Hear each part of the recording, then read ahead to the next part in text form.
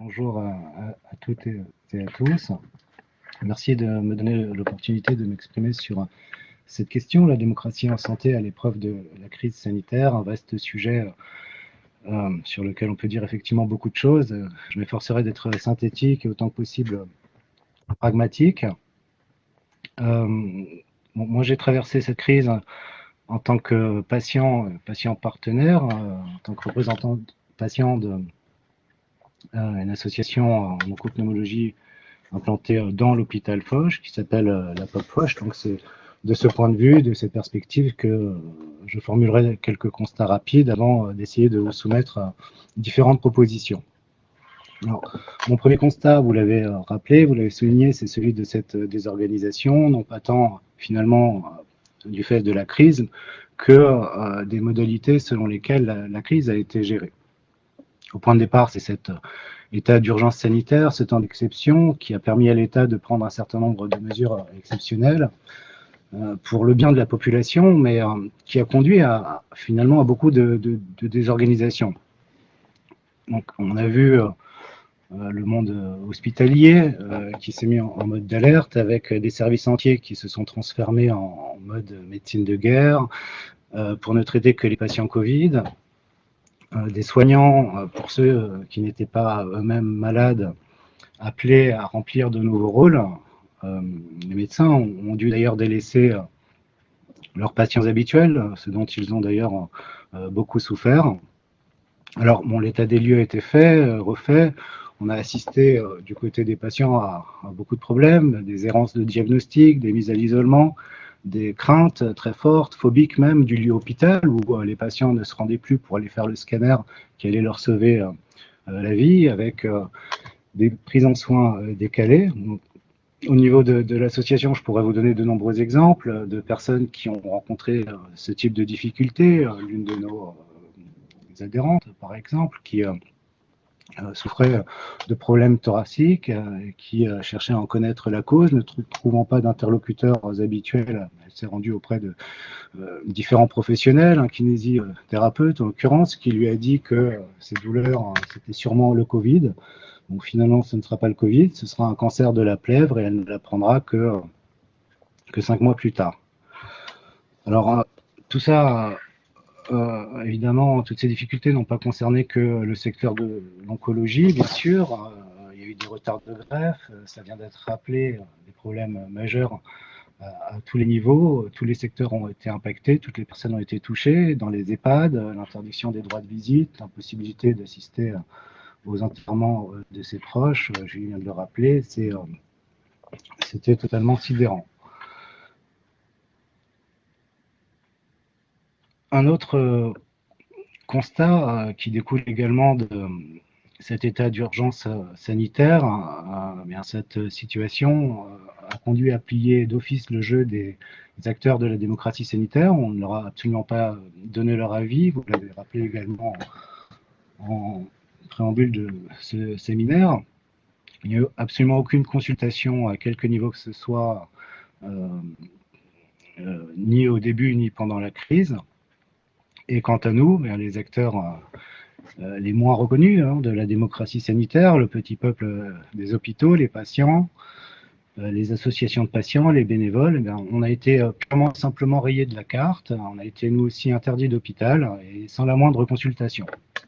Alors, bon, c'est vrai qu'il y avait une urgence, il fallait éviter qu'il y ait plus de malades exposés à ce virus virulent qu'on ne connaissait pas. C'était une grande première.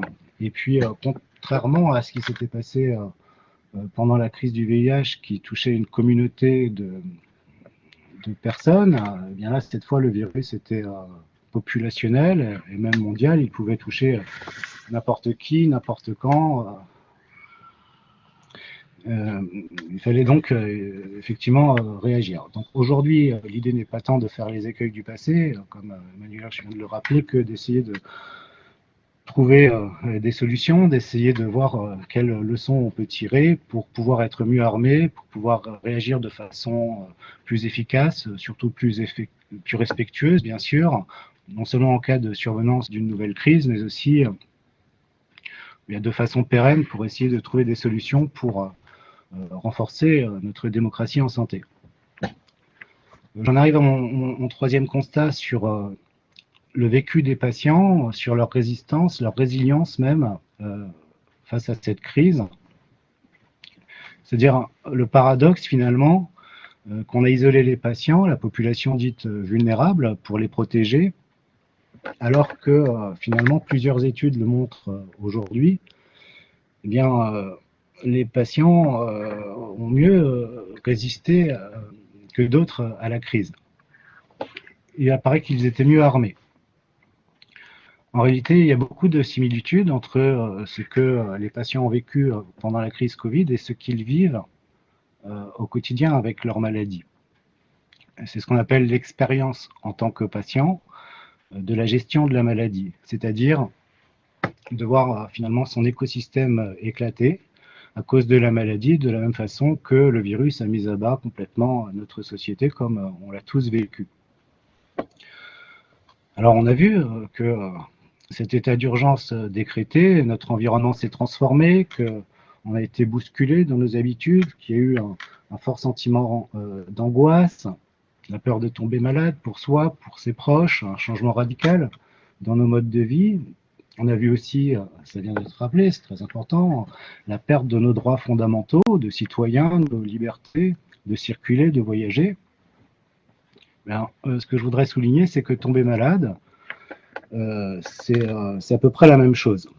Tomber malade, c'est perdre ses repères, perdre son orientation, ses habitudes, son équilibre, dans un monde qui était jusque-là plutôt bien ancré.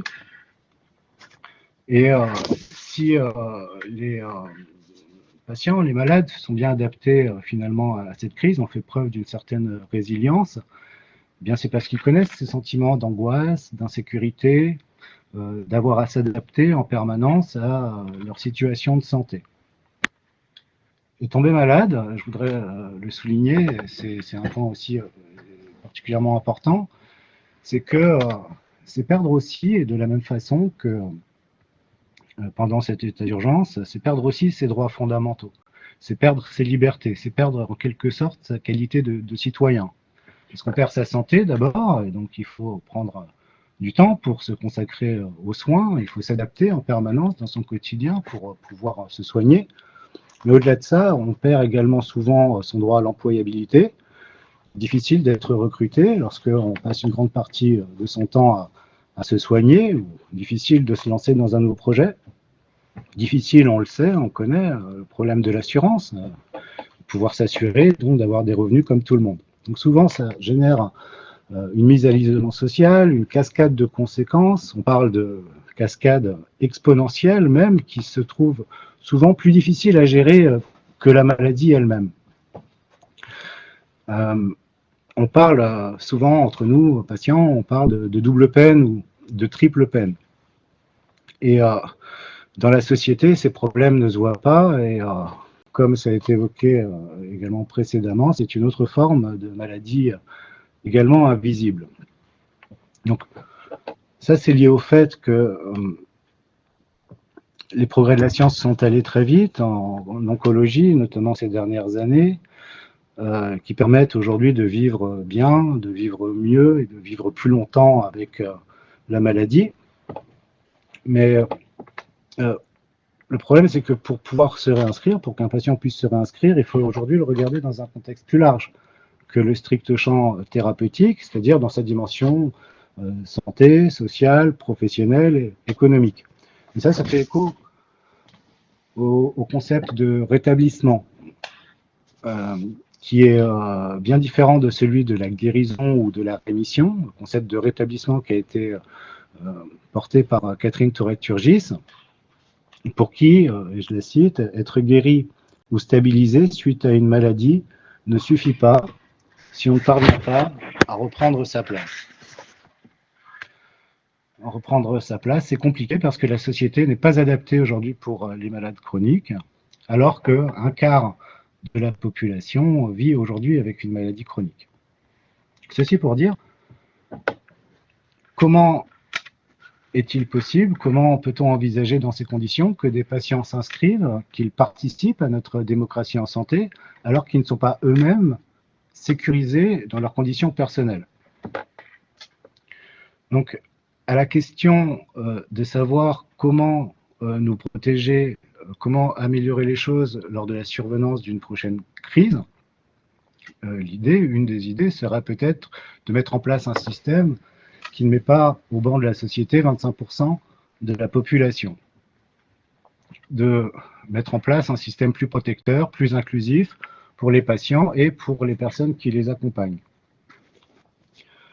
Dans l'exposé de présentation de votre séminaire, vous indiquez que le succès et la pertinence des interventions de santé publique tiennent au degré d'implication de l'ensemble des parties prenantes dans l'élaboration et la mise en place des mesures sanitaires. Ça induit, je pense, un manque de représentation de l'ensemble des parties prenantes, les citoyens de la santé, bien sûr, de manière générale, mais aussi et particulièrement l'ensemble des personnes qui vivent au quotidien avec la maladie et celles qui les accompagnent. Donc, ce qui me semble important, c'est de changer ces représentations pour permettre une plus grande implication de l'ensemble des parties prenantes dans le système de santé. Changer les représentations pour favoriser l'inclusion.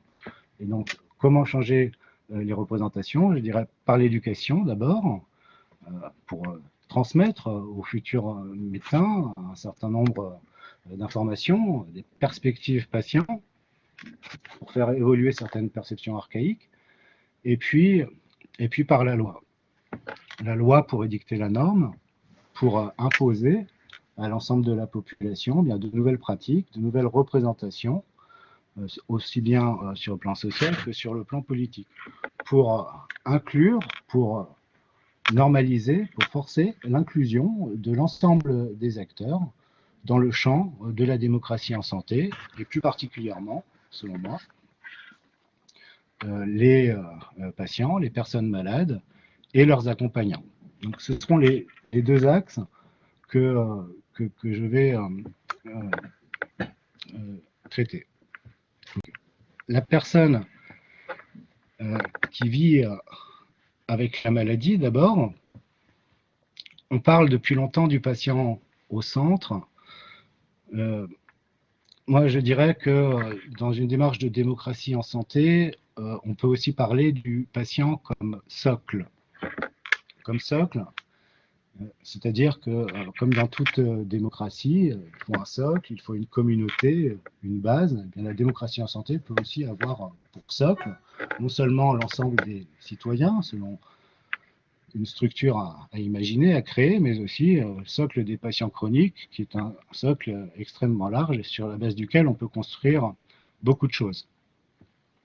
Pour construire ce socle, encore faut-il, je l'indiquais un peu plus tôt, que eh bien, ces patients chroniques soient en capacité de le faire et donc qu'ils soient eux-mêmes inscrits dans un cycle sécurisé. Pour cela, eh bien, je pense qu'il faut leur donner un statut. Il faut donner un statut plus fort, plus protecteur, qui tienne compte non seulement de la santé des patients chroniques, mais aussi de leur équilibre de vie de manière générale, pour leur permettre de se réinscrire et donc de s'impliquer.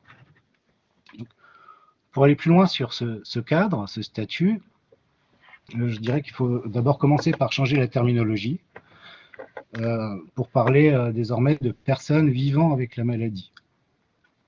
L'idée, c'est de sortir de l'ère du droit des malades, la loi du droit des malades de 2002, en termes de terminologie, bien sûr, pour entrer dans l'ère du champ des personnes.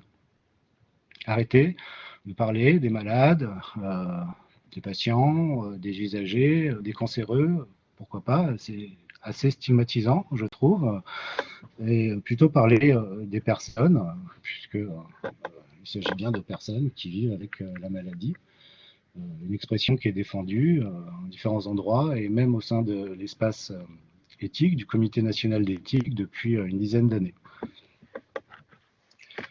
L'idée de ce statut, donc, des personnes qui vivent avec la maladie, serait de leur permettre de tenir compte des différentes composantes de leur vie, mais et donc de sécuriser, pour reprendre une expression plus précise qu'a employée Catherine Toraturgis également, donc je la cite, c'est de sécuriser le parcours de soins et le parcours de vie des personnes en raison de leur vulnérabilité causée par une situation de santé.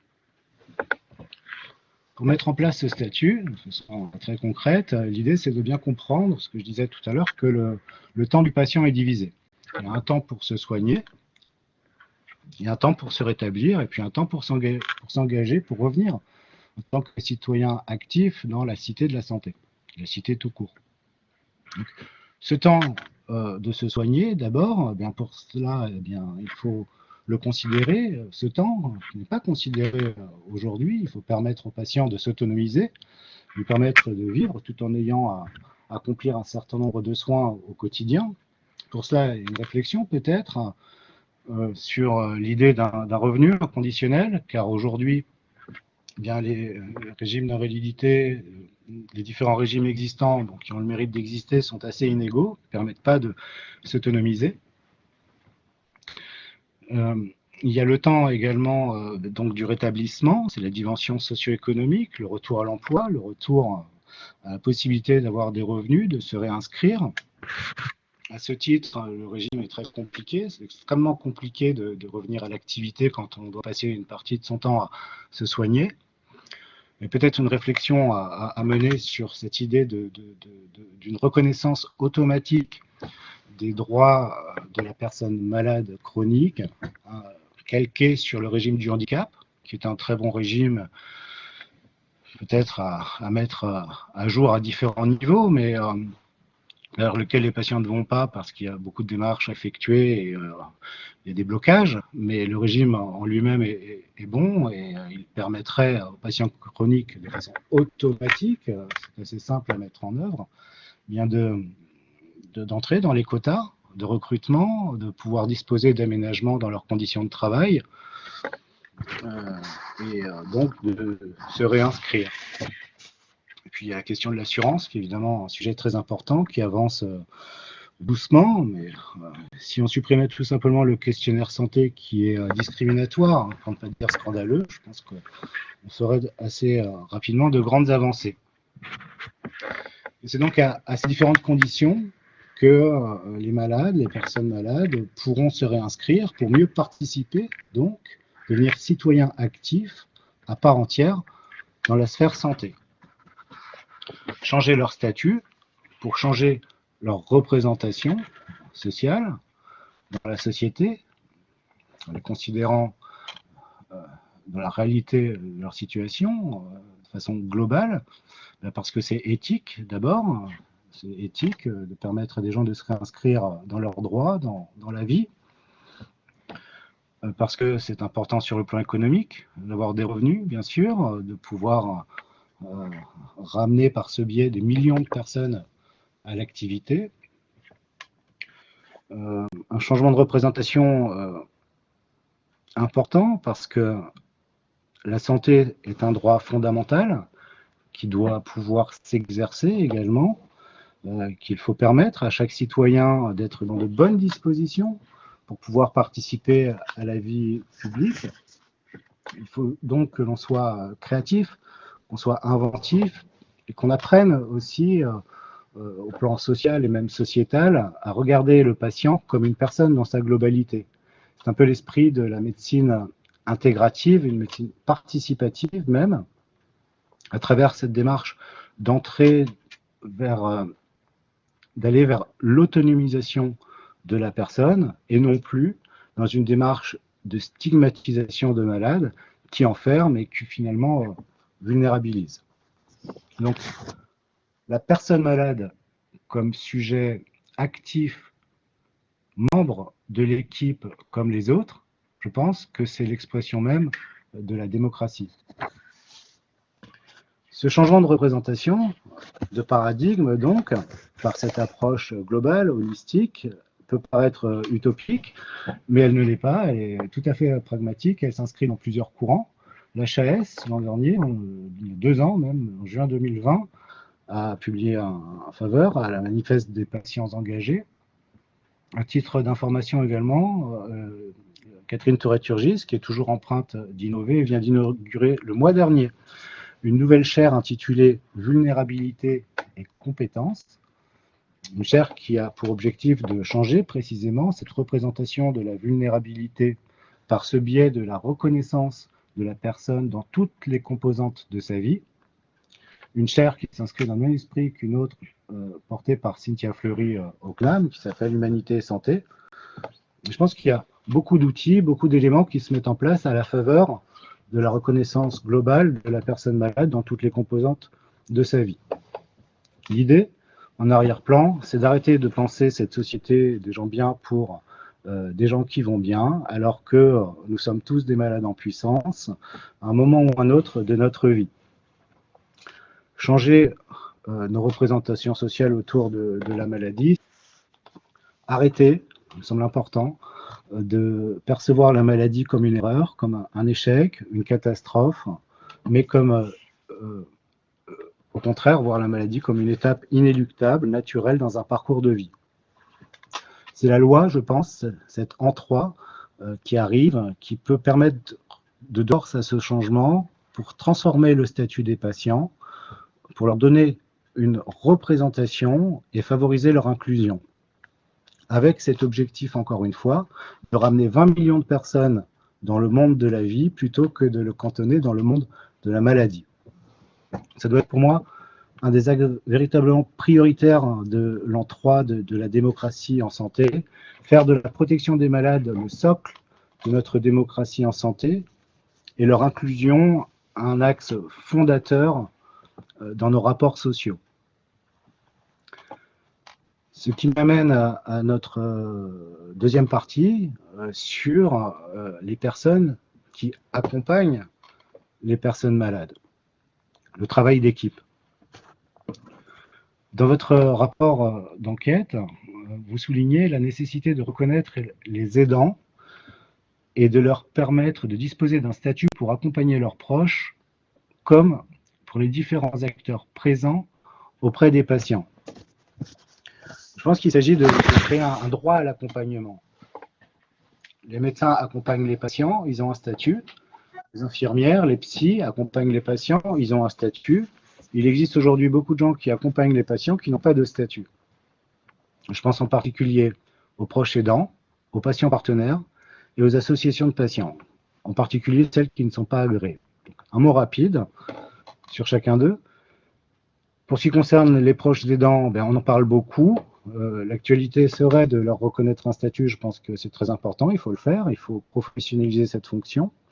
Combien de parents, d'enfants autistes, d'enfants malades, de conjoints, de personnes en handicap, etc., passent-elles à s'occuper de leurs proches malades? Eh bien, pourquoi tout ce travail, et je parle bien de travail, n'est-il pas pris en considération? Je pense qu'il faut avancer, encadrer, démocratiser et rémunérer leurs fonctions pour leur permettre d'avoir un cadre, d'être protégés, mais aussi leur donner une représentation pour leur permettre de contribuer, de co-construire avec nous, partager leur expertise,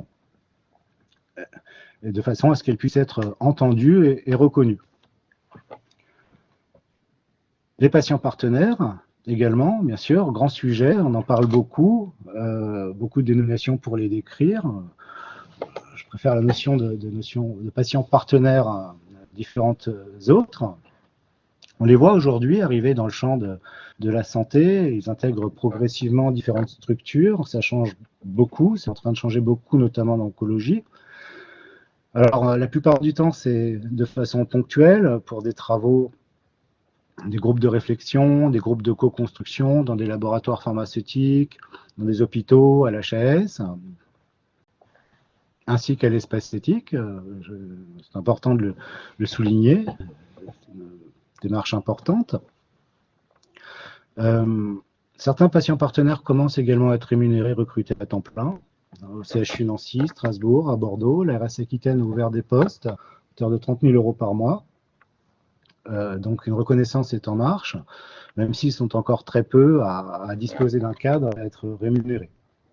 Moi-même, vous l'avez rappelé, j'ai été appelé à participer à plusieurs instances, plusieurs organisations, à la CAMI Sport et Cancer, d'abord, qui m'a proposé de devenir membre du conseil d'administration en tant que représentant patient. Et puis à la Fondation de France, où j'exerce au sein d'un comité sport santé insertion. J'ai rejoint ces deux structures en 2018.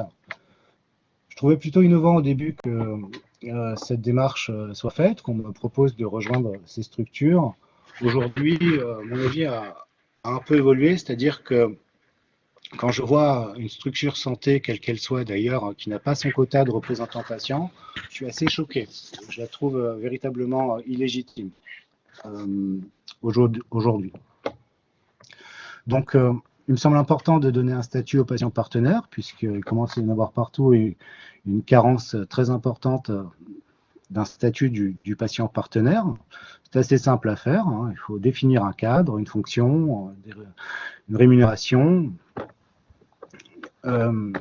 Aujourd'hui, c'est en train de sortir. Il y a des référentiels métiers qui sont en train d'être déposés officiellement par l'UDP, l'Université des patients, avec des certifications professionnelles.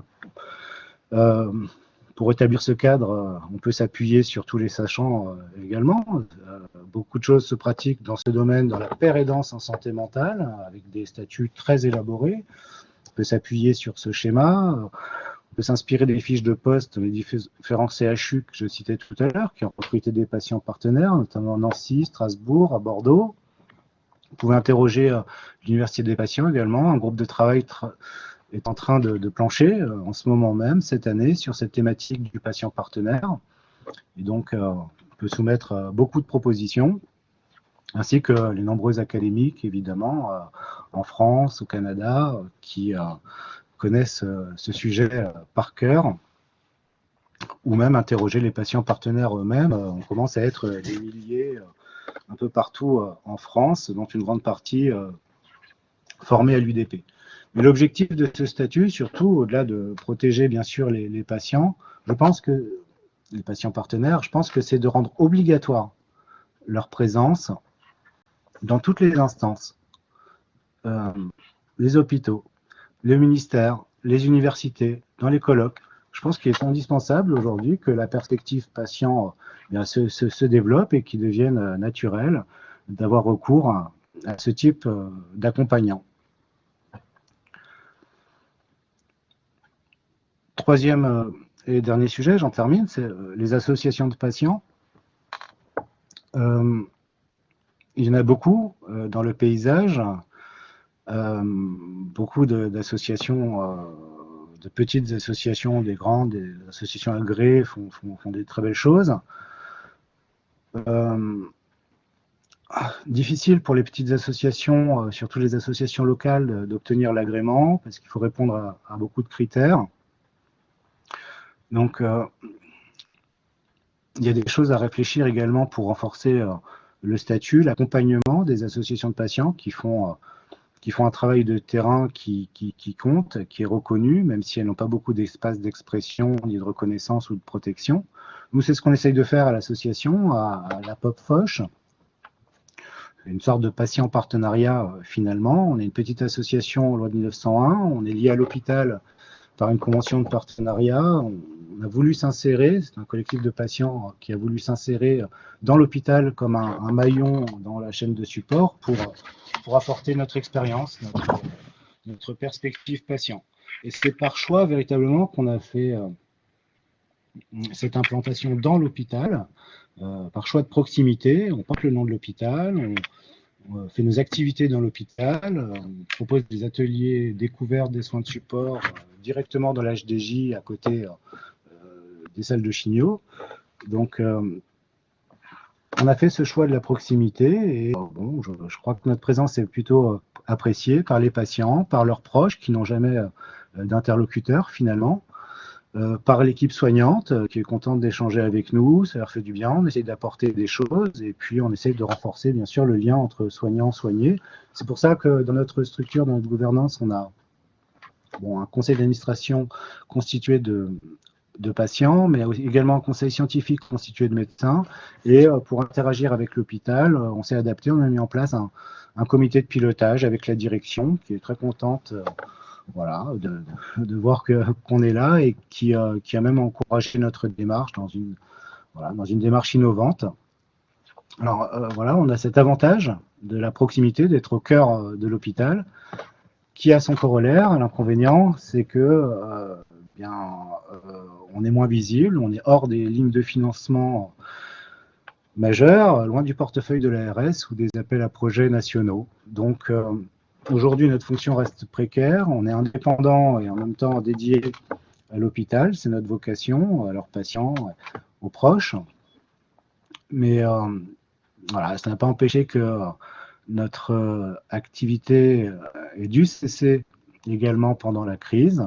On nous a demandé d'arrêter pour nous protéger.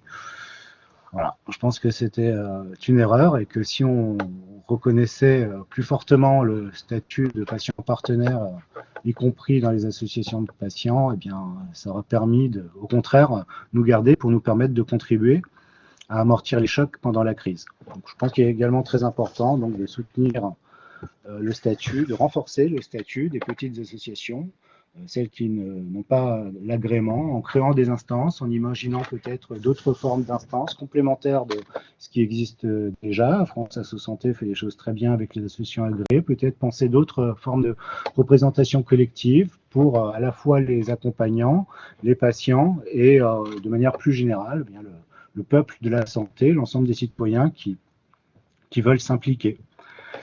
De façon, pour répondre à la problématique, la question que vous posiez, eh bien, de façon à essayer d'impliquer le plus grand nombre de parties prenantes dans la démocratie en santé.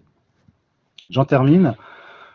Pour terminer, je dirais que on cherche à améliorer notre démocratie en santé, mais l'objectif,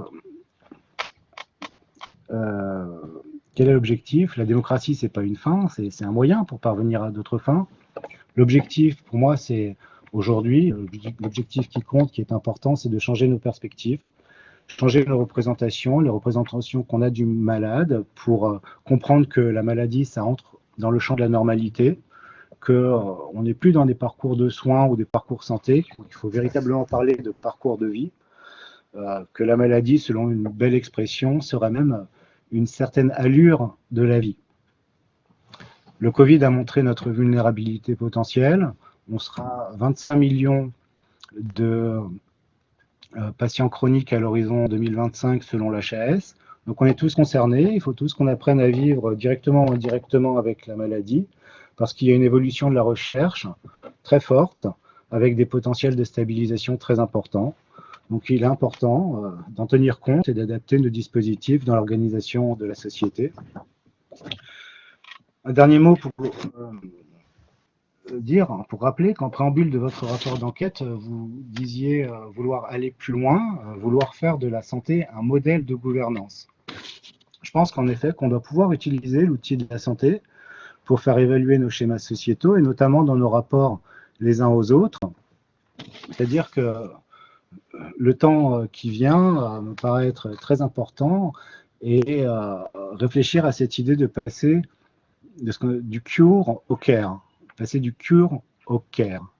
C'est-à-dire se détacher du soin médical pour essayer d'aller vers le care de façon plus globale. Pour reprendre l'expression de Sandra Logier, philosophe, enseignante à la Sorbonne, bien s'intéresser au care, c'est s'intéresser à une perception des détails, à tout ce qui compte dans une vie humaine. Le care, poursuit-elle, c'est une certaine idée de la démocratie. L'éthique du care, pour Cynthia Fleury, c'est ne pas se contenter d'humaniser le soin, mais utiliser le soin comme outil pour renforcer notre humanisme. Le care, c'est la bienveillance, c'est cette idée de prendre soin d'autrui, cette idée qu'on peut faire du care un outil d'expression de notre humanisme, de notre fraternité, ces liens qui aujourd'hui, dans cette société totalement fragmentée, fait encore tant défaut. Et par ces temps troublés, je pense que le care peut ou doit être l'un des piliers de l'an 3 de la démocratie sanitaire, pour nous permettre d'évoluer, de transformer, de sortir de certains schémas enfermés, d'avancer dans nos valeurs, dans nos regards aussi sur la maladie et peut-être même par ce biais de réduire des maladies. Merci. Merci beaucoup Jérôme Rifkin pour votre exposé très complet.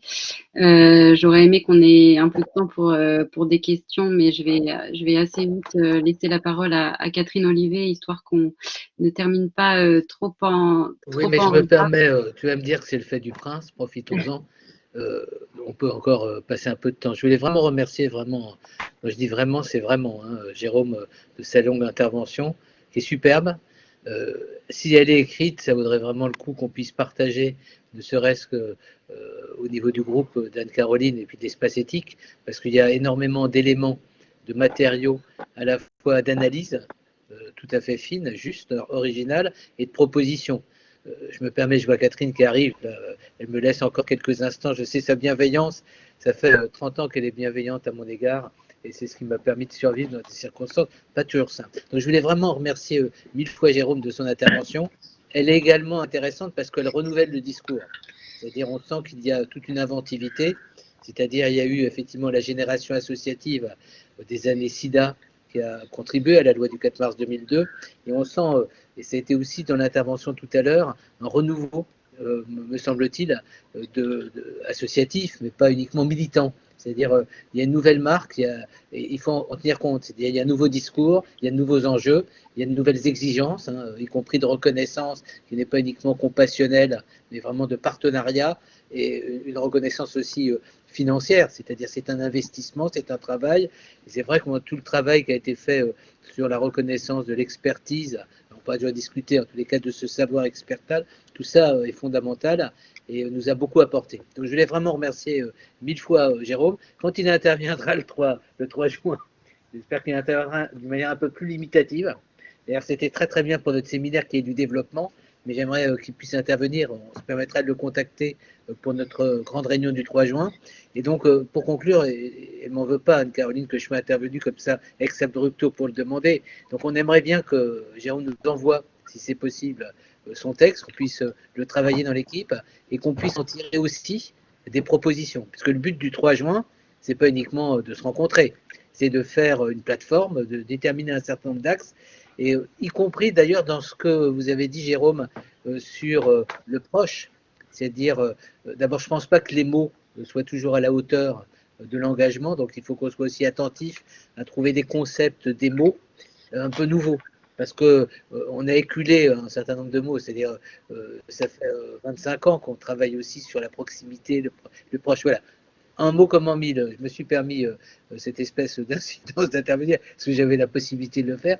Et je pense que beaucoup des personnes qui nous écoutent, si elles le souhaitent, en tous les cas, je sais que Pierre-Emmanuel et Anne-Caroline, elles peuvent nous dire un mot parce qu'il y a un document logiquement où tous les gens qui se sont inscrits à ce séminaire pourront nous apporter dans les prochaines semaines, en tous les cas, il faut que ce soit avant le 15 mai pour qu'on puisse vraiment tenir compte des suggestions, des propositions, des réactions. Parce qu'il y a un côté interactif.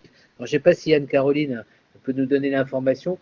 On avait parlé d'un document qui serait en ligne sur le site. Je crois que tu y as travaillé avec Pierre-Emmanuel. Est-ce qu'il est avancé ou pas? Mais tout à fait, il est finalisé. On attendait de pouvoir en parler avec vous pour le mettre en ligne, mais il est prêt. Donc on peut dire que dans les prochaines semaines, enfin dans les prochains jours, il y aura ce document, puisqu'on veut vraiment une démarche où les gens sont associés, y compris les gens qui ont répondu au questionnaire. On va leur envoyer. Voilà, j'en dis pas plus, Jérôme, parce que ça serait trop. Mais un immense merci. Je sais que vous avez fait un vrai travail d'élaboration et vraiment, il va nous être utile, pour ne pas dire indispensable. Et je pense que Julie, qui nous rejoint dans sa démarche aussi interassociative, elle a aussi, à mon avis, fait apparaître un certain nombre de points et une certaine démarche qui va être en rupture. Il ne faut pas qu'on fasse de la démocratie en santé de grand-papa. Il faut vraiment qu'on soit innovant. Merci 1000 fois. Hein. Maintenant, je me tais. C'est moi qui vous remercie, avec grand plaisir. On reprendra contact directement, Jérôme. Avec plaisir. Et je voulais juste me permettre là de prendre 20 secondes pour remercier aussi Jérôme Rifkin. Et je voulais juste mentionner, parce que je ne l'ai pas dit tout à l'heure, qu'il est aussi l'auteur du livre qui s'appelle Les 5 saisons, sous-titré Sortir du cancer, parcours initiatique d'un malade bien portant. Et je voulais juste vous lire 3 lignes parce que c'est 3 lignes qui m'ont vraiment marqué, qui nous éloignent peut-être un tout petit peu du sujet, mais pas tant que ça, parce que je pense que cette expérience qui est la vôtre a été, si je dis pas de bêtises, le point de départ de votre engagement dans le champ de la démocratie sanitaire. Donc je lis juste ces 3 lignes où vous relatez une séance où vous êtes chez votre psychothérapeute et vous posez la question, vous permettez que j'aborde un sujet délicat, bien sûr. Et vous dites, mes jours sont comptés, paraît-il, vous avez un avis, demandai-je d'un ton innocent. Et l'analyste qui répond, pour qui ne le sont-ils pas, répondit-il, ce qui compte, ce n'est pas la mort, c'est la vie. Voilà. C'était juste pour vous donner envie de lire ce livre. Tu peux nous montrer la couverture du livre? On la Oui. voit, voilà. Avec Oui. l'éditeur en dessous, c'est... Voilà. Collection Récits de vie chez l'Harmattan. Voilà. D'accord. Je laisse maintenant la parole à Catherine Ollier qui me pardonnera ce petit ajout.